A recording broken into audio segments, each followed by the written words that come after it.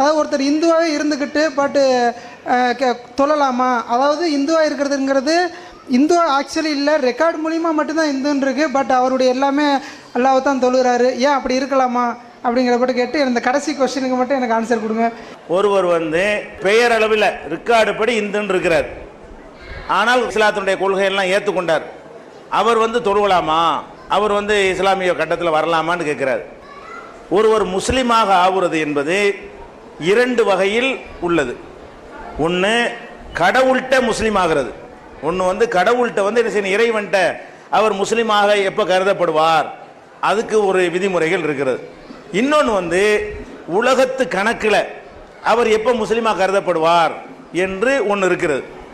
இறைவன்கிட்ட முஸ்லீம் ஆகுறதை பொறுத்த வரைக்கும் எப்போ மனசால் ஒரு இறைவன் உன்னை தவிர நான் யாரையும் வணங்க மாட்டேன், அல்லாஹ்வை தவிர யாரையும் நான் கும்பிட மாட்டேன், மனிதனையோ கடலையோ மண்ணையோ சூரியனையோ சந்திரனையோ வேறு எதையும் நான் தெய்வமாக நினைக்கவே மாட்டேன், என்னையெல்லாம் படைத்த ஒரு இறைவனைத்தான் நான் வணங்குவேன் எப்போ மனசில் நம்பி விட்டாரோ, அதே மாதிரி முகமது நபி அவர்கள் இந்த கொள்கை எங்களுக்கு சொல்லித்தந்த தலைவர், இந்த கொள்கை எங்களுக்கு சொல்லித்தந்த இறைவனுடைய தூதர், அவங்களுடைய போதனைப்படி நான் நடப்பேன் அப்படின்னு யார் மனசில் நம்பி விட்டாரோ அந்த நிமிஷமே கடவுள்கிட்ட ஒரு முஸ்லீம் ஆகிவிடார்.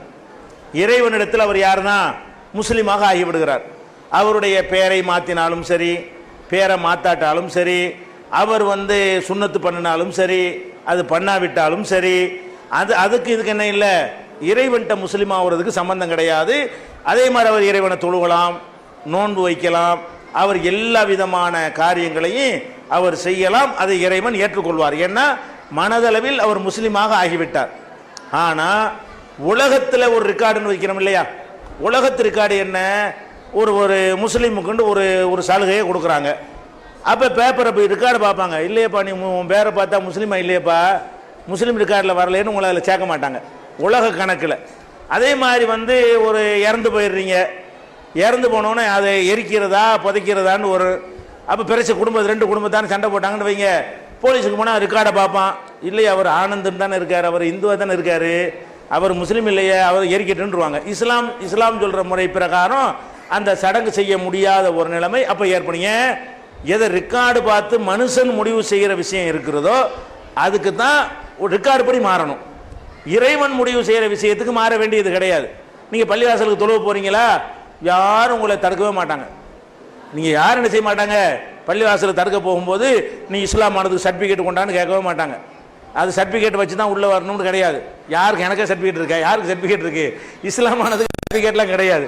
அதனால யார் வேண்டாலும் பள்ளிவாசலுக்கு என்ன செய்யலாம், நீங்கள் அதை நம்பணும், மனசார ஒரு இறைவனை தான் வணங்கணும் என்று நினைத்தால் நீங்கள் உங்களுடைய பெயரில் இருந்து கொண்டு நீங்கள் என்ன செய்யலாம், தாராளமாக பள்ளிவாசலுக்கு வரலாம், தொழுவலாம், ஒரு பிரச்சனையும் வராது. எப்போ பிரச்சனை வரும் என்று கேட்டால், இப்போ முஸ்லீமுக்கு இடஒதுக்கீடுன்னு கொடுக்குறாங்க, இடஒதுக்கீடுன்னு கொடுக்கும்போது நீங்கள் போய் நான் முஸ்லீமுக்கு இடஒதுக்கீடுன்னு கேட்டீங்கன்னா அரசாங்கத்துக்கு என்ன வேணும், பேப்பர் காட்டணும். அரசாங்கத்துக்கு என்ன செய்யணும், நீ முஸ்லீம்னா என்னப்பா என்ன ஆதாரப்பான்னு கேட்பாங்க. அப்போ அஃபிடவிட்டுக்கு போடணும், ஒரு நோட்டரி பப்ளிக் முன்னாடி போய் நான் மனப்பூர்வமாக இஸ்லாத்தை ஏற்றுக்கொண்டு அந்த சர்டிஃபிகேட் வச்சுருந்தீங்கன்னு சொன்னால் அப்போ என்ன செய்வாங்க, முஸ்லீமுக்குரிய அந்த கோட்டாவும் உங்களை சேர்த்துக்குருவாங்க. ஜனத்தொகை கணக்கெடுக்க வர்றாங்க, மக்கள் தொகை எடுக்கிறாங்க, அதில் கேட்பாங்க நீங்கள் என்ன ஏதுன்னு சொல்லி. அப்போ அதுக்கு என்ன செய்வாங்க, முஸ்லீமுக்குரிய பேர் வேறு மாதிரி இருக்குது, என்ன ஆதாரம்னு அப்போ கேட்பாங்க.